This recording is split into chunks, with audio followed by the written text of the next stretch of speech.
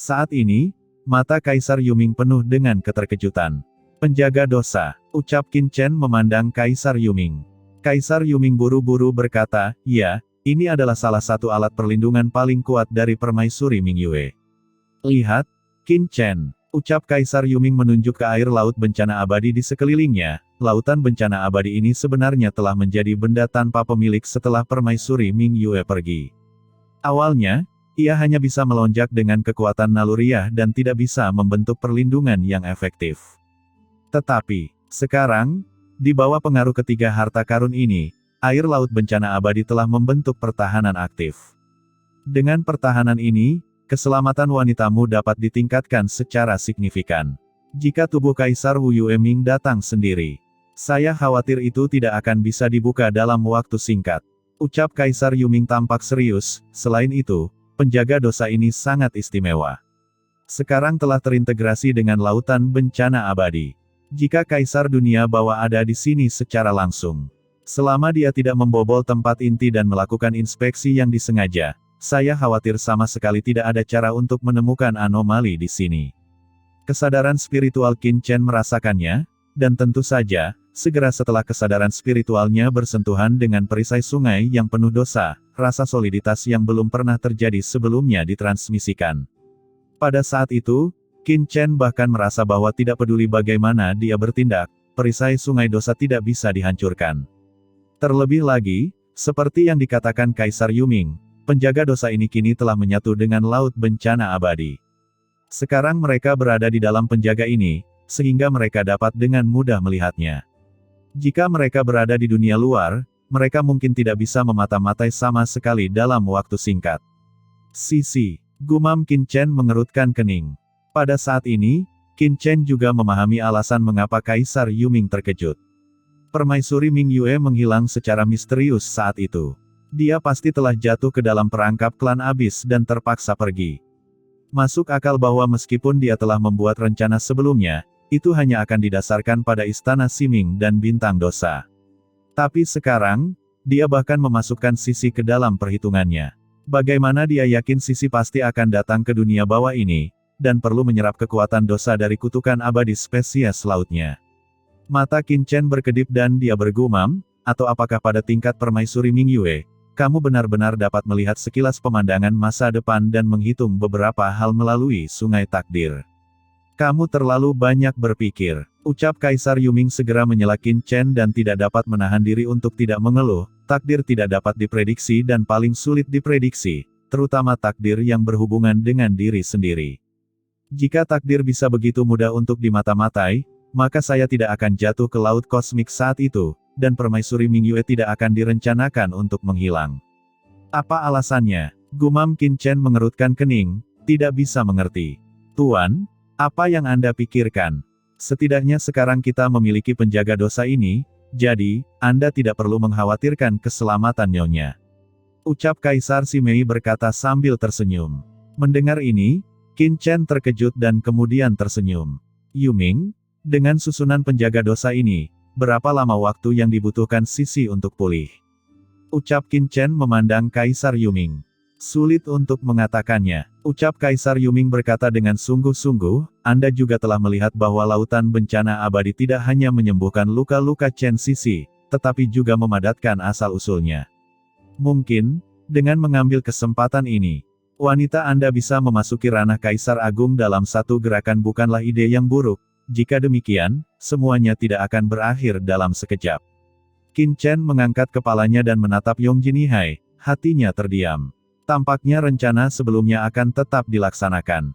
Memikirkan hal ini, Qin Chen segera melihat ke arah Kaisar Abadi dan Dewi Bintang Gelap. Abadi, Bintang Gelap, kalian berdua patuhi perintahku. Balahan ada di sini. Ucap Kaisar Abadi dan Dewi Bintang Gelap tanpa sadar memberi hormat, tetapi tiba-tiba mereka teringat bahwa orang di depan mereka bukanlah permaisuri Mingyue, tetapi Qin Chen, dan mereka merasa terkejut. Pada titik tertentu, mereka telah sepenuhnya menerima perintah Qin Chen di dalam hati mereka. Kalian berdua menjaga tempat ini dan menggunakan kekuatan laut bencana abadi untuk melindungi Sisi. Ucap Qin Chen memerintahkan, saya akan menyerahkan tempat ini kepada Anda. Ya Tuan, ucap Dewi Bintang Gelap berkata dengan hormat. Paman, wanita itu ada di sini. Kecuali dia meninggal, saya tidak akan pernah membiarkan wanita itu terluka sedikitpun. Ucap Kaisar Abadi berkata dengan sungguh-sungguh, dengan ekspresi tekad di wajahnya. Oke baiklah, ucap Qin Chen mengangguk, lalu berbalik untuk melihat yang lain, adapun yang lain, ikuti aku. Begitu kata-kata itu keluar, Qin Chen memimpin dan naik ke langit. Aliran cahaya dengan cepat terbang ke atas dari Laut Bencana Abadi, tiba di langit di atas Laut Bencana Abadi dengan kecepatan yang sangat tinggi. Nak Qin Chen, apa yang akan kamu lakukan selanjutnya? Ucap Kaisar Yuming bertanya dengan ragu. Tampaknya Qin Chen tidak ingin bergantung pada Lautan Bencana Abadi ini. Apa yang akan aku lakukan? Ucap Qin Chen tersenyum. Dia mengangkat tangannya dan langsung memanggil Dewi Matahari yang dipenjara. Begitu Dewi Matahari muncul, dia menatap Qin Chen dengan ekspresi terkejut dan marah, kamu, lepaskan aku dengan cepat. Jika Tuan Kaisar Wu Yueming mengetahuinya, mengetahui situasi di sini, tidak ada satupun dari kalian yang bisa lolos, biarkan aku pergi sekarang, masih ada secercah harapan. Ucap Dewi Matahari berkata dengan ngeri. Meskipun dia mengancam Qin Chen dan yang lainnya, tubuhnya tidak bisa menahan gemetar. Semua orang di sela-sela bertanya-tanya, mengapa Qin Chen melepaskan Dewi Matahari? Yuming, kamu hanya memiliki sisa jiwa yang tersisa sekarang. Dewi Matahari ini juga merupakan orang kuat tingkat kaisar. Jika kamu menyerap asal dan jiwanya, kamu seharusnya bisa mendapatkan kembali kekuatanmu bukan? Ucap Qin Chen melihat ke Kaisar Yuming. Dewi Matahari gemetar dan menatap Kaisar Yuming dengan ngeri. Dia, ucap Kaisar Yuming mengerutkan kening dan berkata lagi, biasa saja, tapi setidaknya itu bisa menyingkat tubuh asliku menjadi tubuh yang lebih kuat dan hampir tidak memulihkan sedikit kekuatan. Jika aku ingin benar-benar pulih, aku hanya bisa pergi dojo Huangquan. Ucap Kaisar Yuming dengan suara yang dalam. Lupakan saja, itu lebih baik daripada tidak sama sekali. Ucap Qin Chen mengangguk dan tersenyum, lalu tunggu apa lagi? Apa maksudmu? Gumam Kaisar Yuming memandang Qin Chen dengan kaget, mengerutkan kening dan berkata, apakah kamu ingin aku melahap Dewi Matahari ini? Apakah kamu tidak ingin memperbudaknya? Wanita ini mengkhianati permaisuri Ming Yue dan memimpin orang luar seperti Kaisar Wu Yue Ming untuk menjebak tuannya. Apa yang harus saya lakukan untuk memperbudaknya? Selain itu, orang ini baru berada di tahap awal Kaisar Agung selama bertahun-tahun. Bagaimana bisa tuan muda ini ingin menggunakannya? Ucap Qin Chen mencibir. Wajah Dewi Matahari di samping tiba-tiba berubah pucat, Tuan, saya masih berguna. Tuan Kaisar Wu Yue Ming sangat bergantung pada saya. Saya bisa menjadi perantara dengannya untuk Anda. Bukankah lebih baik untuk kita mengubah perang menjadi persahabatan? Ucap Dewi Matahari tampak panik, dia benar-benar panik, tetapi Qin Chen hanya menatap Kaisar Yuming dan mengabaikan permintaannya. Apakah kamu serius? Ucap Kaisar Yuming mengerutkan kening. Apakah kamu menginginkannya? Jika tidak, aku akan memberikan orang ini kepada Molly. Setelah mengatakan ini, Qin Chen segera menatap Molly, Taiyin, karena Yuming terlalu malas untuk menelannya, maka aku akan menyerahkan Dewi Matahari ini untukmu, jangan sia-siakan. Saya ingin, sebelum Molly dapat berbicara, Kaisar Yuming buru-buru berkata, tentu saja saya menginginkannya. Begitu dia selesai berbicara, dia bergegas menuju Dewi Matahari, dan seluruh tubuhnya langsung berubah menjadi tirai dunia bawah yang tak terlihat, membungkus Dewi Matahari di dalamnya dalam sekejap. Ah! Tiba-tiba, Dewi Matahari mengeluarkan suara gemuruh yang melengking. Dia telah ditangkap oleh Qin Chen dan yang lainnya dan kekuatannya disegel. Sekarang dia sedang diserap oleh Kaisar Yuming. Bagaimana dia bisa menahannya? Seluruh tubuh dan jiwanya tiba-tiba terbakar, melengking seperti hantu jahat. Hahaha, Kaisar Yuming berteriak dengan penuh semangat. Bagaimanapun, Dewi Matahari ini juga seorang kaisar yang kuat. Di permukaan, dia mengatakan dia menghina, tetapi jika dia benar-benar bisa melahapnya, itu pasti akan membantunya pulih banyak, yang akan sangat bermanfaat. Kaisar Yuming, aku, Matahari, tidak akan pernah membiarkanmu pergi bahkan jika aku mati. Meledak, teriakan melengking bergema di seluruh dunia, Dewi Matahari yang dibungkus oleh Kaisar Yuming, mengambil kesempatan itu dan tiba-tiba meraung, meledakkan dirinya secara tiba-tiba. Gelombang kejut yang mengerikan meledak langsung di tubuh Kaisar Yuming, seperti matahari terik yang baru lahir mekar di langit, dan kemudian meledak dalam sekejap. Aura dunia bawah yang menakutkan dan berkobar terbentuk seperti letusan miliaran gunung berapi. Tubuh Kaisar Yuming tersapu dalam sekejap. "Persetan!" teriak Kaisar Yuming mengutuk dengan marah, tanpa berpikir terlalu banyak, dan mengerahkan kekuatannya yang tak ada habisnya dalam sekejap untuk secara langsung menekan aura ledakan diri Dewi Matahari. Namun, Dewi Matahari telah menghancurkan dirinya sendiri pada saat ini. Bagaimana kekuatannya bisa diblokir sepenuhnya? Raungan keras terdengar, dan kekuatan ledakan yang mengerikan langsung menyebar ke seluruh Pulau Taiyin yang jaraknya ribuan mil, menyebabkan ledakan yang tak ada habisnya. Di Pulau Taiyin, banyak pembudidaya hantu di bawah komando Taiyin Mingnu baru saja dibuka segelnya. Sebelum mereka sempat bereaksi terhadap apa yang terjadi, mereka sudah diserang oleh kekuatan ini. Terjadi ledakan. Puncak yang tak terhitung jumlahnya di seluruh Pulau Taiyin runtuh dan langsung berubah menjadi api penyucian. Dalam sekejap, banyak pembudidaya hantu meninggal secara tragis dan terluka parah. Dalam raungan yang keras, sisa jiwa Kaisar Yuming berfluktuasi. Untungnya, pada saat kritis, dia bereaksi terlebih dahulu, sehingga tidak dapat melukai asal-usulnya. Namun meski begitu, dia cukup berantakan, dengan ekspresi malu di wajahnya. "Dewi Matahari ini sangat kuat," gumam Kaisar Yuming mengutuk. Karena penghancuran dirinya, hampir setengah dari kekuatan asli Dewi Matahari hilang dan gagal diserap oleh Kaisar Yuming, yang membuatnya sangat tidak puas. "Hahaha, Kaisar Yuming senior benar-benar sangat kuat. Dewi Matahari ini tidak tahu bagaimana hidup atau mati, dan dia berani mengancamnya dengan kematian. Dia tidak tahu bahwa metode senior begitu kuat. Tidak peduli betapa keras Dewi Matahari ini berjuang, dia tidak bisa lepas dari genggaman senior." Ucap Qin Chen memberi hormat, matanya liar dan suaranya menggelegar, menyebar ke seluruh Pulau Taiyin. Kemudian, Qin Chen dengan lembut mentransmisikan suaranya, dan suara yang tidak terlihat langsung ditransmisikan ke dalam pikiran orang lain yang hadir. Taiyin Mingnu dan yang lainnya terkejut, dan mereka semua segera memberi hormat, dan buru-buru berteriak dengan liar, Kaisar Yuming senior memiliki kekuatan magis dan perhitungan ajaib yang tak tertandingi.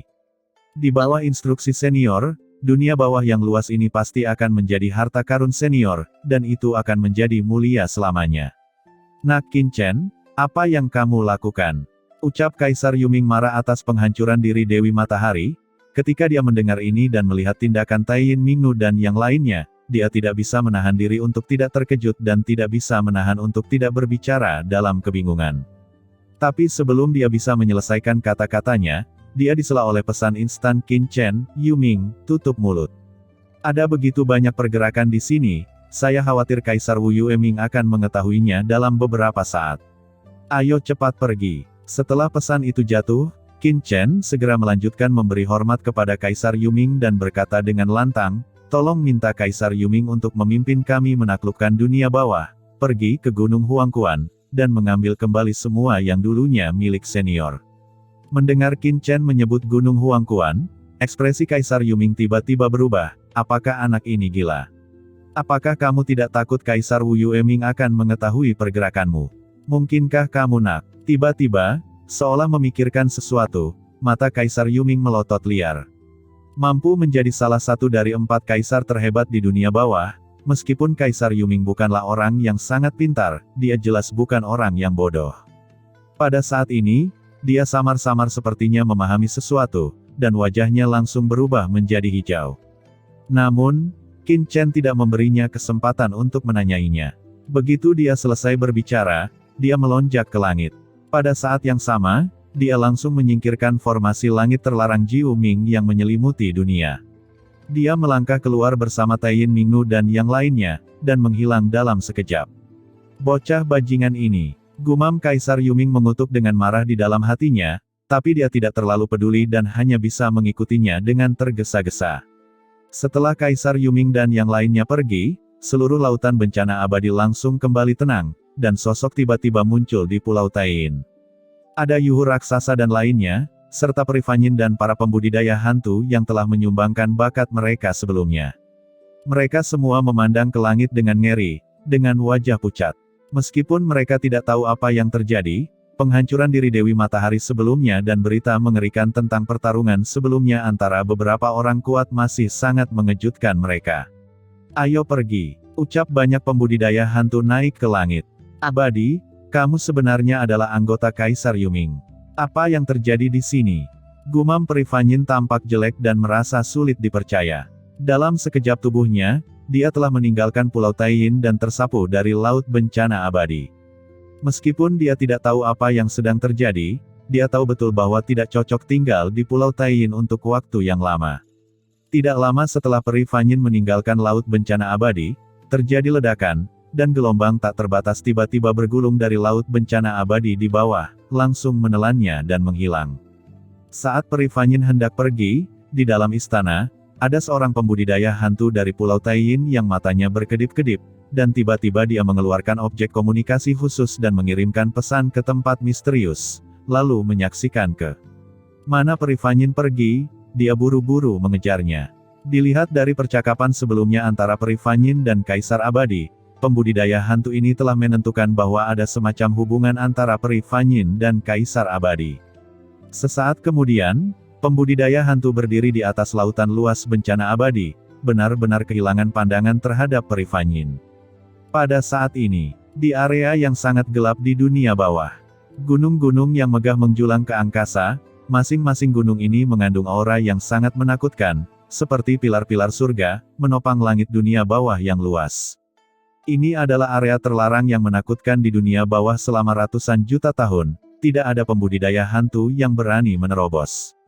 Oleh karena itu, tempat ini adalah Dojo Wuyue Mingdi, salah satu dari 4 kaisar besar di dunia bawah, Wuyue Guiyuan.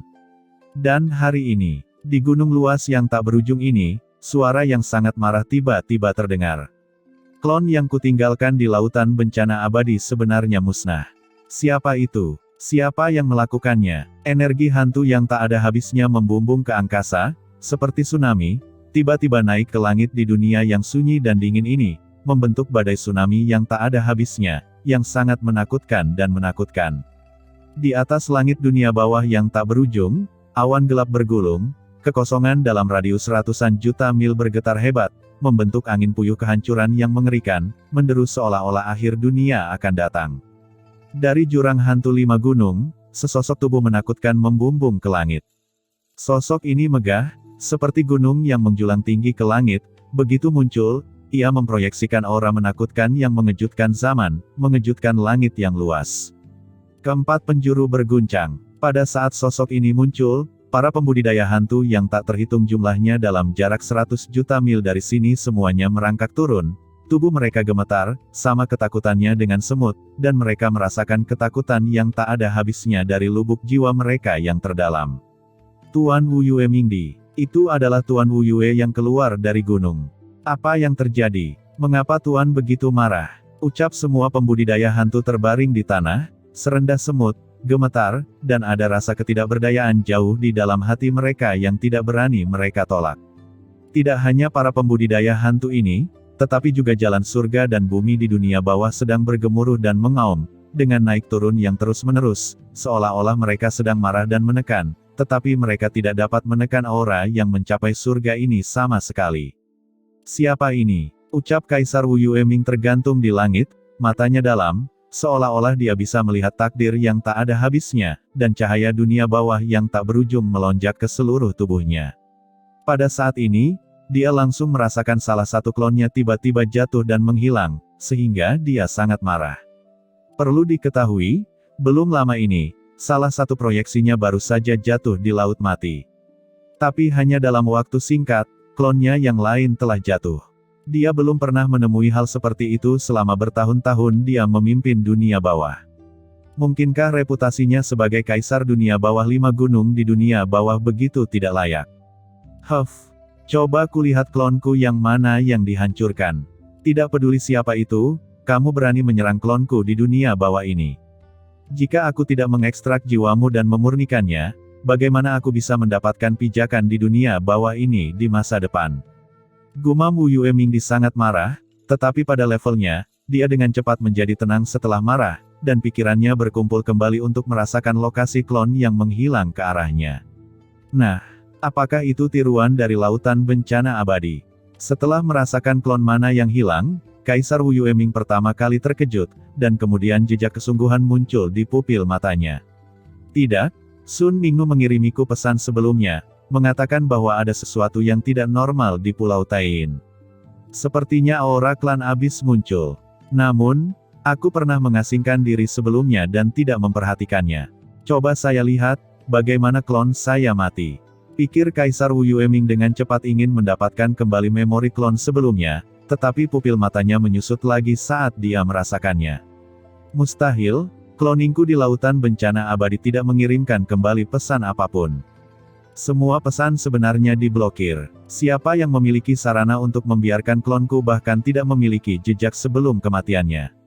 Bagaimana dengan Sun Mingnu? Gumam Kaisar Wu Yueming sekali lagi mencoba menghubungi Dewi Matahari, namun ketika dia melakukan kontak, pupil matanya menyusut lagi, karena aura Dewi Matahari telah hilang sama sekali dari persepsinya. Apa? Dewi Matahari juga mati? Ucap Kaisar Wu Yueming tiba-tiba melihat ke lokasi laut bencana abadi, dan terkejut. Cahaya dingin tiba-tiba keluar dari pupilnya, sial, sesuatu yang besar telah terjadi. Dewi Matahari adalah bidak caturnya di laut bencana abadi. Di permukaan, dia tidak memperhatikan laut bencana abadi. Faktanya, melalui Dewi Matahari, dia telah sepenuhnya mengendalikan semua pergerakan di laut bencana abadi. Tapi sekarang, Dewi Matahari serta klonnya gagal mengirimkan pesan apapun kembali setelah kematiannya. Jika bukan karena kelainan yang dia rasakan dalam jiwanya setelah kematian avatarnya, dia mungkin masih belum tahu bahwa sesuatu telah terjadi pada Yong Jinihai. Bagaimana ini tidak mengejutkannya? Dewi Matahari digabungkan dengan tiruanku, hanya sedikit orang yang bisa membunuh mereka berdua di dunia bawah ini tanpa mengeluarkan nafas sedikitpun. Siapa itu? Pada saat Kaisar Wu Yueming terkejut dan marah, dan tubuhnya tiba-tiba bangkit, sebuah pesan misterius tiba-tiba sampai padanya. Apa? Kaisar Yuming? Mustahil, ucap Kaisar Wu Yueming tampak kaget dan marah. Selain Dewi Matahari, ia juga secara acak menyusun beberapa bidak catur di laut bencana abadi. Bidak catur ini dibuat sesuka hati. Saat menghadapi keadaan khusus, akan ada beberapa saluran rahasia untuk menyampaikan pesan kepadanya.